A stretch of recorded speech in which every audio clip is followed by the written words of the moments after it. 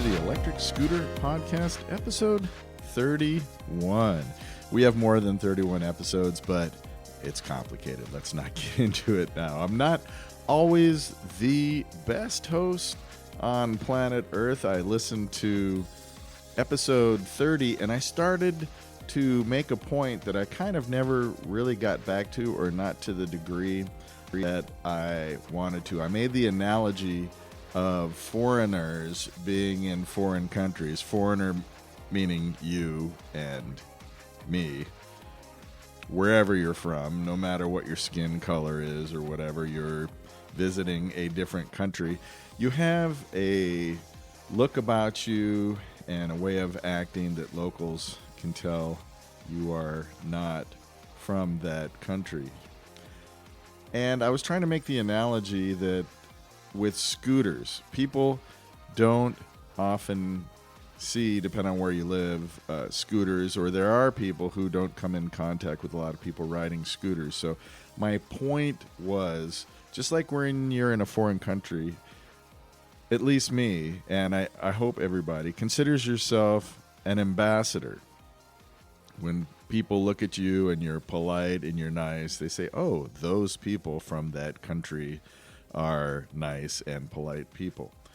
The point that I wanted to get back to was it never hurts to be courteous and show good manners. And I go out of my way to show pedestrians or the non-scootering public, non-scooterheads, that hey, people who ride scooters, they're thoughtful, they're courteous, they're not a bane on society. Because sometimes in the news, the way we receive information or the way it is presented to us, the tone of voice and the way it's presented can kind of skew the actual facts. I kind of did that when I talked about the Apollo Phantom. I read from the webpage things that they're saying that are positive, but when you use a certain tone of voice, it sounds negative. They said, we took customer feedback because we care.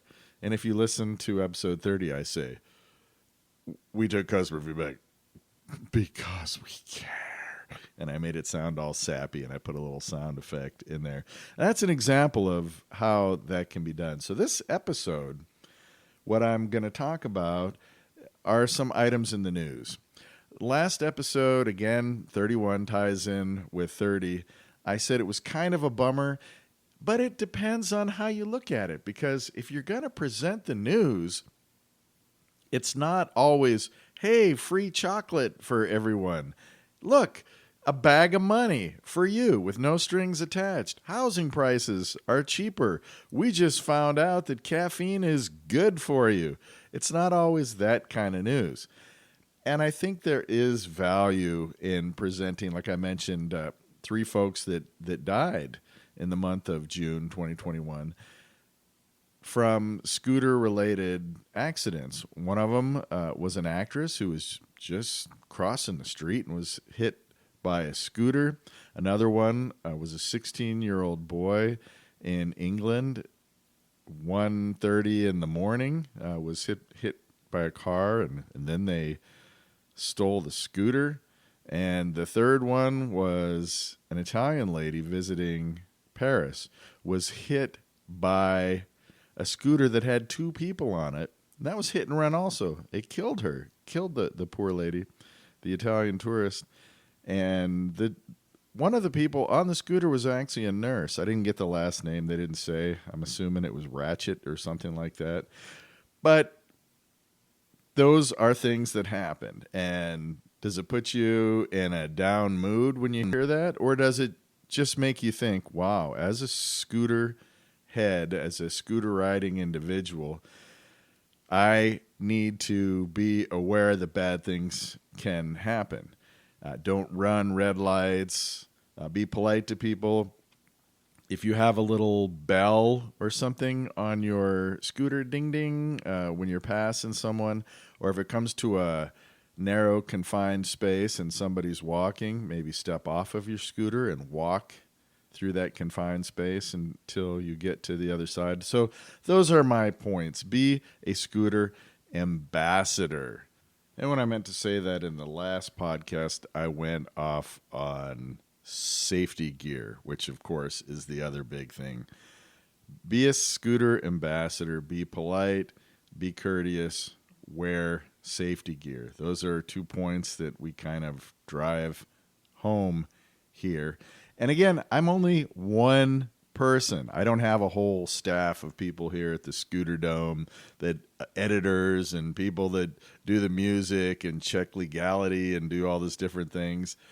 You know, ideally you would have somebody listen to it and say, oh, you shouldn't have said that, or you should have got back to this point or whatever. I don't have any of that. I'm doing this for fun as a hobby.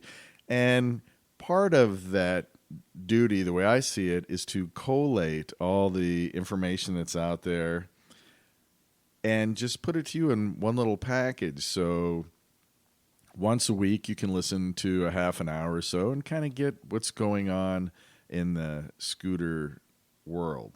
So what do we have for this episode?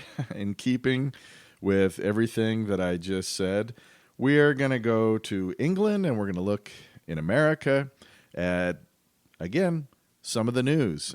And I find it interesting that they can be presenting you with actual facts, and yet when you hear it, you have a skewed or misrepresented idea of what actually happened. Now, there are many ways to do that. One is through tone of voice. Like I mentioned, I kind of did a little bit of that in episode 30. And another is with the music in the background, the dramatic or evil sounding undertones. Here's an example from England.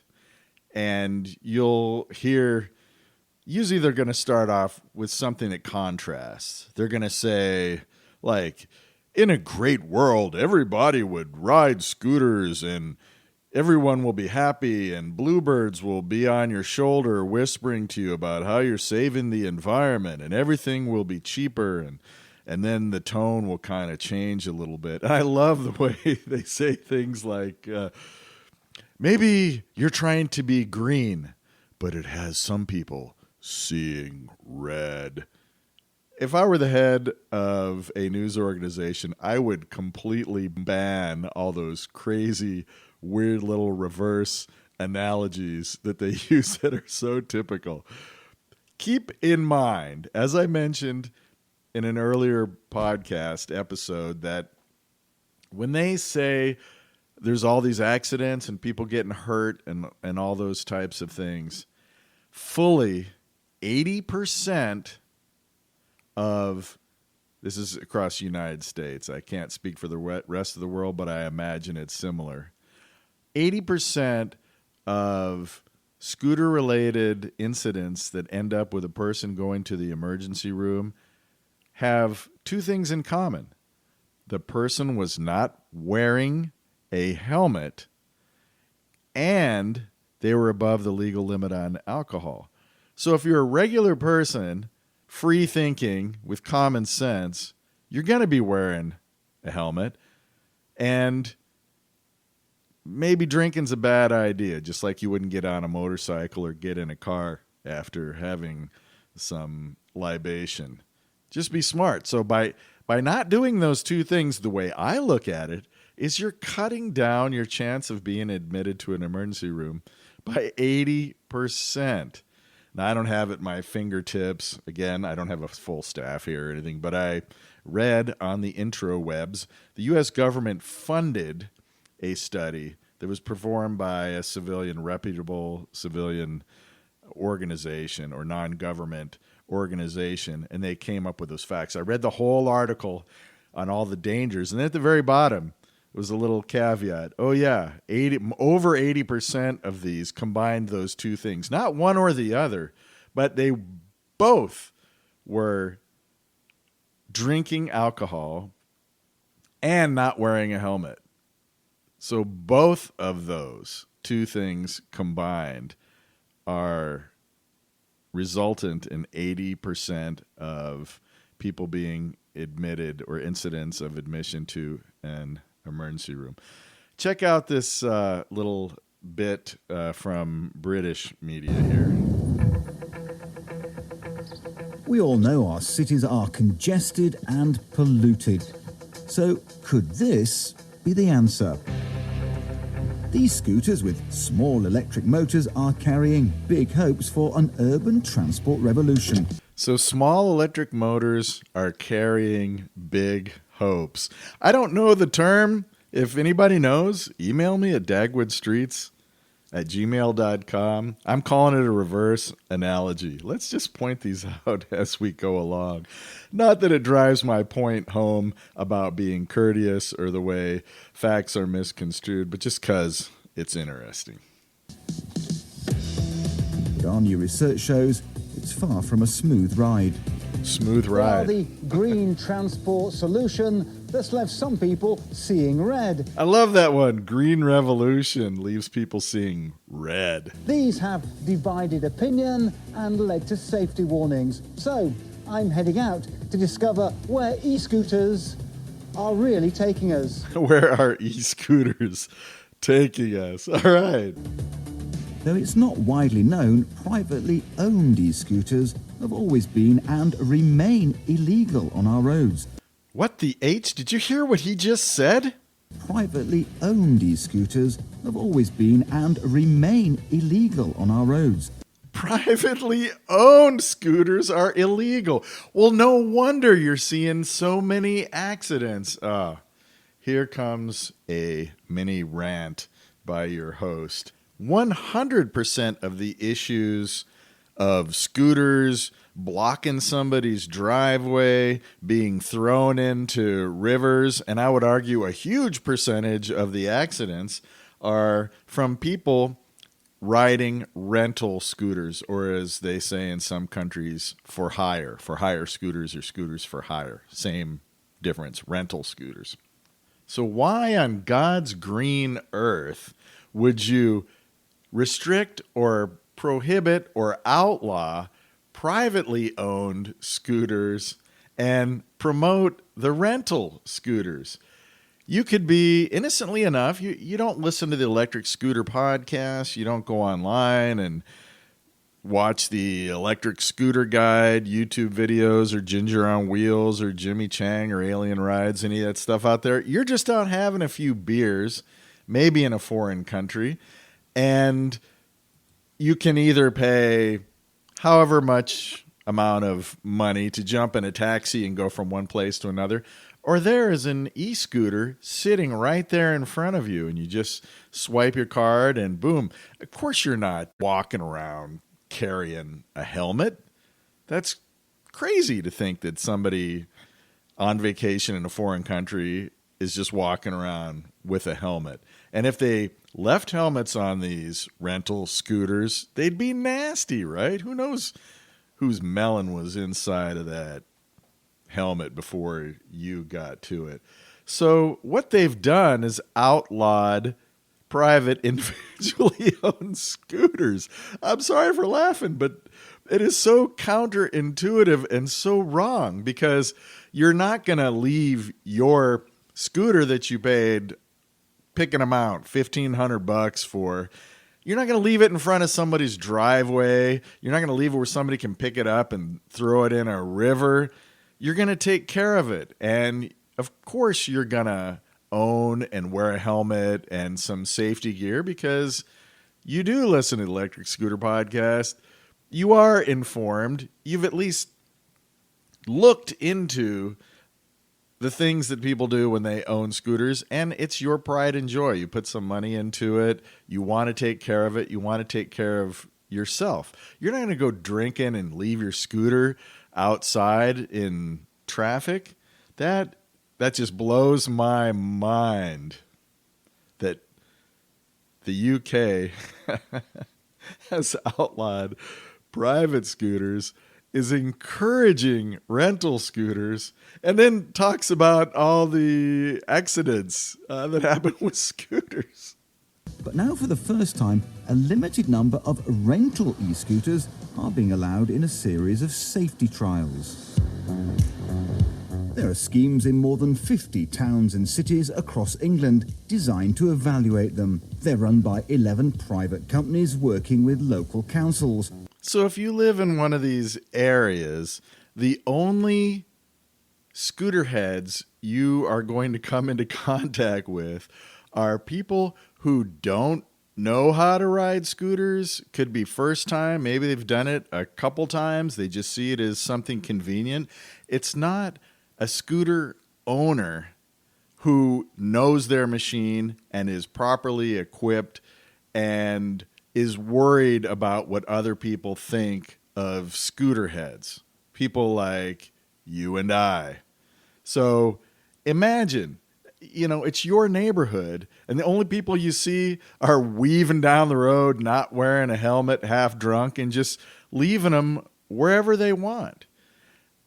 I don't know, is the thinking that by getting rental companies, you're employing some people and then employing people to do the maintenance on the scooters and that kind of thing? But what about scooter entrepreneurs who want to open a shop and sell privately owned scooters? They're going to be doing maintenance. They're going to employ people.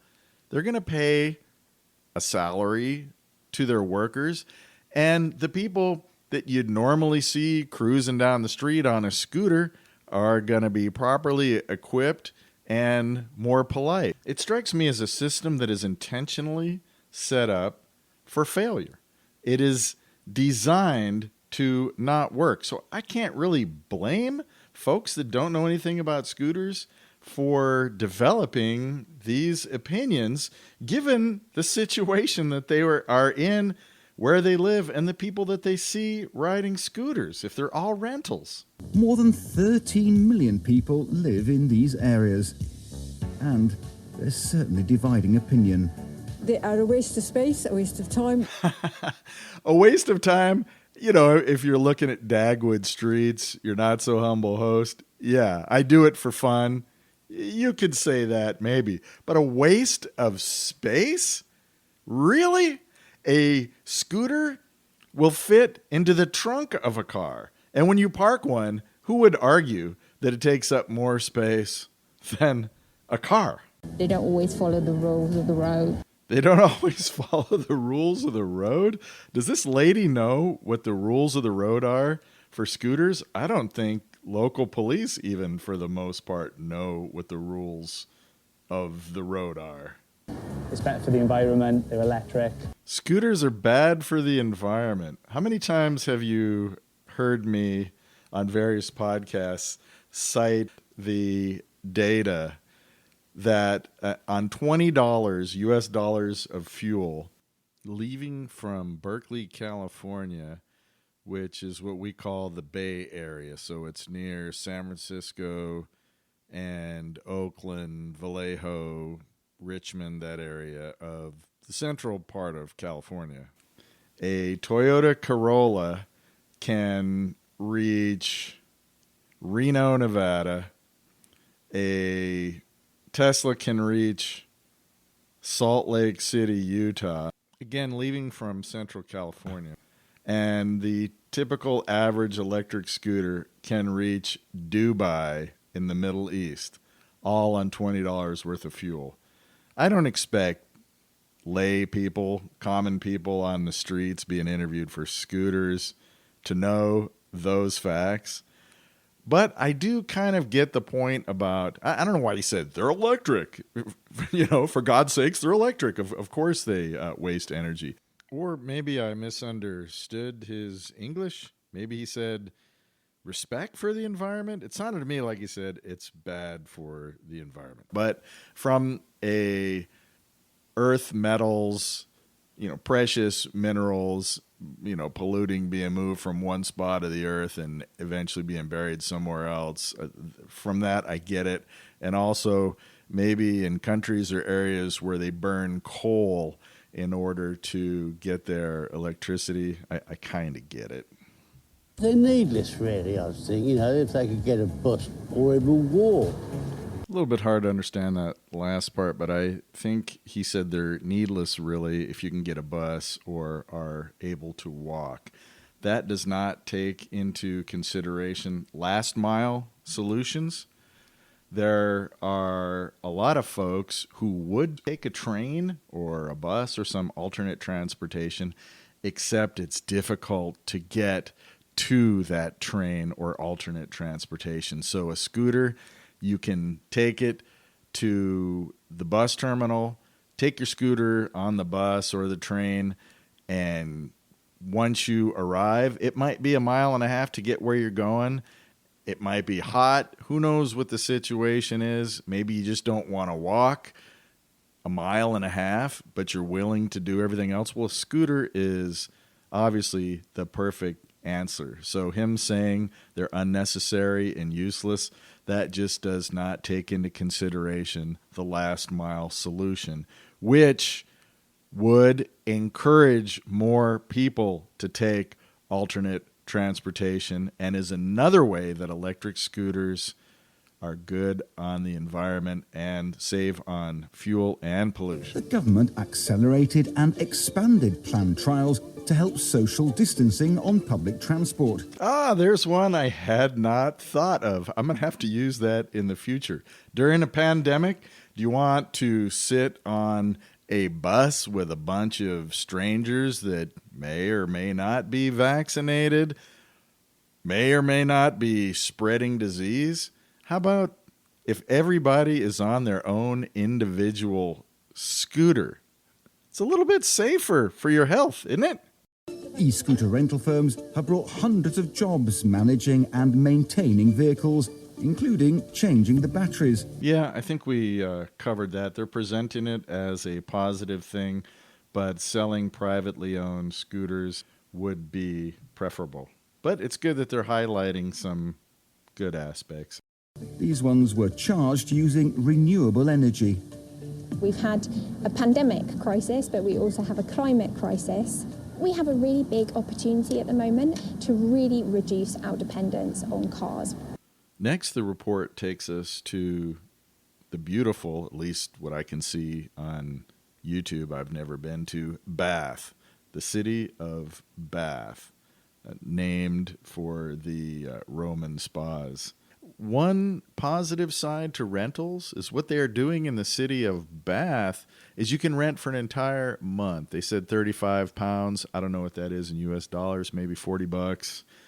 But you can rent by the month. So at least you are able to become acquainted with your vehicle and learn a few things. I still think it's better to be a private owner, but renting for an entire month is at least a step in the right direction. I don't know what the purpose is, to keep government control. I don't know. I don't want to get political or anything, but I don't understand the concept of why you cannot privately own a scooter, but you can rent one temporarily. It doesn't make any sense to me. And check this out. They have 3 new scooter heads that are going to rent a scooter for a month. And listen to what the guy renting the scooter to them has to say. There's the accelerator there, 2 brakes. Please don't ride on the pavement. Please only ride on the road or on cycle path. When it's fully charged, the range is about 100 miles. Say what? Could you repeat that? When it's fully charged, the range is about 100 miles. What? One more time, please. When it's fully charged, the range is about 100 miles. When it's fully charged, the range is about 100 miles. Maybe they're on top of a giant hill and you're only going to be going downhill. What scooter has a range of 100 miles? Now, maybe I misjudged this report. I thought they were being all negative about scooters. It seems to me they're just trying to be wrong, even when they're positive, putting scooters in a positive light. I know of no scooter that can go 100 miles. The E-Move Cruiser, I think you could get 50 if you're really careful. That scooter is made specifically for range. But 100 miles on a charge? Nah. E-scooters are a learning curve for us all. So what are the rules for riders? You can only go at 15.5 miles per hour. You are advised to wear a helmet, but you don't actually have to wear one. You have to have a provisional or an actual driving licence. You can get points on your licence. If you ride having drunk excessive amounts of alcohol, you will face the same penalties as somebody who's in a motor vehicle. I don't have too many problems with those rules and regulations except for the speed limit. That's kind of silly. But you get points on your license. It sounds like a good thing. Hey, get drunk and hop on your scooter. You'll get points. I think in England, points count against you, right? But that's not deterring some. Northampton's scheme launched in September. Hiring an e-scooter here costs £1 to unlock and then 20 pence per minute. Wait, how much? Hiring an e-scooter here costs £1 to unlock and then 20 pence per minute. So let me get this right. Am I hearing that correctly? In the city of Bath, it is £35 for a month, but in Northampton, it is 20 British pounds per minute? Do you know what that equates to in your money? Well, in US dollars, that's $27.53 a minute. In Australian dollars, that's $37 per minute. And in Canada, it's $35 a minute. Really? Let's listen to that one more time. That can't be right. Hiring an e-scooter here costs £1 to unlock and then 20 pence per minute. You know what? I just re-listened to that audio, and this is why I need Ben Fox or another British bloke as a sidekick or as a podcast partner, because I think he said pence, not pounds, pence, which is 1/100th of a pound. Pence as in penny. But let's hear from a few more non-scooter heads. You can't hear them coming. They just past you. You've got to get out the way. They don't care. Wow, this lady's really perceptive. She can actually tell what a person whizzing by on a scooter is feeling. They don't care. I'm with her on the not hearing them pass by. That's why you get a little ding-a-ding-ding bell up there. Or like me, I have the Wolf Warrior with knobby tires. It produces its own noise naturally. They have races around the market on them. I see them doing it. And I think they're dangerous. Races around the market? Sign me up for that. That sounds like a lot of fun. Yeah. I was mortified to see the rider behaviour that was going on. People were riding on pavements. People were riding at people. So many people just riding double. Yeah, I'm kind of with her on this one. Riding double is probably not a good idea. And the Italian tourist, only 31 years old, who lost her life in Paris, was hit by a scooter driven by a nurse who also had another person on. So, of course, the increased mass is going to increase the inertia and kinetic energy that's smacking against you. And it's harder to control with two people for sure. And also, because they're so fast, you can't catch them. You can't catch them? Lady, are you trying to keep up with scooters on foot? It's like a free-for-all. It's like the Wild West. So outlawing the purchase of private scooter ownership, keeping the speed limit super low is like the Wild West. Well, Las Vegas, yeah, it is like the Wild West. It is the Wild West. It's not like the Wild West. But what they got going on over there in the UK, I wouldn't say that's a freewheeling Wild West situation. And Newcastle has now introduced an overnight curfew after a spate of drunk riders. An overnight curfew for scooters also doesn't make me think of the Wild West. Our new research has found that at least 122 people have been banned from using rental e-scooters since the trials began. All right, I think the point has been proven. that the UK, when it comes to scooters, is not the Wild West.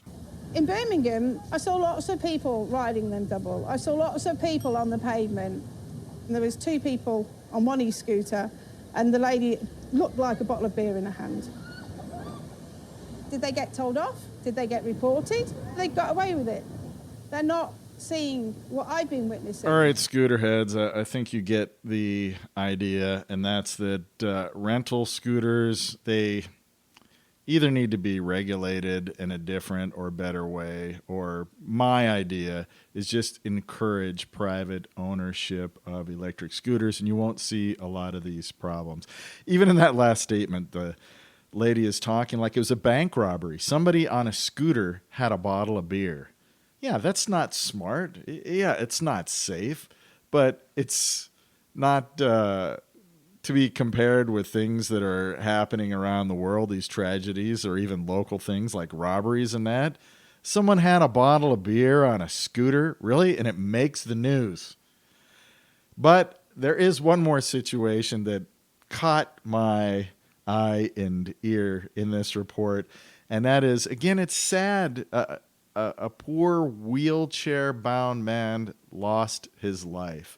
And it sounds dramatic. I won't play the whole thing. But in a nutshell, someone left a scooter on the sidewalk. The poor elderly gentleman left his mobility device and to move the scooter, to just move to the side of the road so he could get by.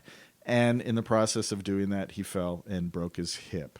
Now, that's a sad story, and I don't mean to make light of it, except in the context of the type of reporting that slants the news.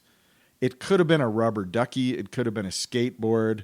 There's not going to be a big campaign against rubber duckies. The man tried to move the scooter, fell, and unfortunately broke his hip. I have a friend from Nebraska. I have this weird little insight, this little tidbit just to add to the story. Small town in Nebraska, and his father grew up living in the same house 80, 90 years of his life, as did his father's high school friends. So he was able to notice that each person, I believe he said there were 7 of them. He showed me on Google Maps, this little town. I don't remember the name of it. But each person that was a friend of his father's who broke a hip died within a year. Now, that is anecdotal evidence. Take it as you will, but it's a small town in Nebraska, all friends, probably eating the same kind of diet, living in the same area. When you break your hip, it's unfortunately, if you're an elderly person, it's generally bad news, unless there are extenuating circumstances. I don't know what those would be. You get to a hospital quickly and you have a great doctor. If you're on the younger side of old, there are extenuating circumstances, but definitely breaking a hip is no bueno. And it was a scooter that he moved out of the sidewalk that caused him to break his hip. He was on his way to get a flu jab when his path was blocked by a discarded rental e-scooter. He came round that corner on his mobility scooter, down this pathway, to just behind this 30-mile-an-hour sign where the scooter was laying in the pavement. Phil tried to move the e-scooter and he fell, breaking his hip. He was taken to hospital. An inquest last month recorded a verdict of accidental death. I feel if the scooter hadn't have been on that pavement, then today he would still be alive. Dennis says nothing was done to improve the trial's safety, which became evident when he went to organise Phil's funeral. Right in front of the doorway was one of the voice scooters, just left. It does make me angry. I just find it amazing that you can hire something and just go and leave it anywhere. It hasn't been looked at correctly, and it needs some form of regulation. We're in agreement. That is a horrible situation, and rental scooters should be regulated. I'm not going to take a stand and say I'm completely against them, because people try a rental scooter for the first time of getting on a scooter, and that may encourage them to purchase their own, which will greatly improve their lives and help the planet a little bit. But I understand where this guy's coming from. It is coincidental and circumstantial. And the horrible part was when they had the funeral, somebody left a scooter blocking the door to the services. The irony is terrible. If this e-scooter trial keeps on expanding, you can kiss goodbye to that pavement. You will never regulate the behaviour of the riders. They will always favour their safety and go on the pavement. Well, I can't argue that. I'm going to do whatever is safe for me. But I think that is more an argument for municipal governments or wherever your funding comes from, whatever level, whether it's county or state or province, whatever it is. You need to plan your infrastructure to include paths for bicycles and electric scooters and other PEVs, or micro mobility transportation. Again, I try to keep this podcast upbeat, so I hope this was entertaining and interesting. Again, we're not making light of anybody getting hurt or even killed, and not trying to be a bummer. I want this podcast to be uplifting, engaging, and interesting. I hope we were able to do that this episode. We're already over a half an hour, so we're going to end it here, but I'll continue in the next episode, and we'll try to mix a little bit of news, a little bit of hot topics, maybe a top 5 here and there, whatever suggestions you have. And I'll represent United States media and how we reflect scooters here in the Wild West.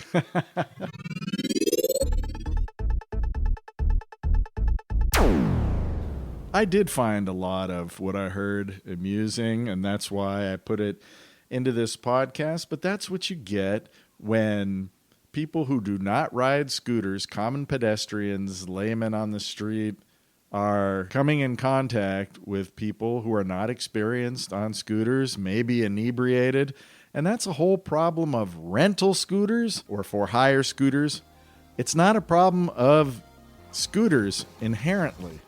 And I think I made the point that when you have curfews and speed limits and you restrict the use of scooters to a crazy degree, that's not the Wild West. Maybe in the UK they have a different definition of what the Wild West means, but not to me. So, hope you enjoyed this episode. Until next time, keep the shiny side up and the dirty side down.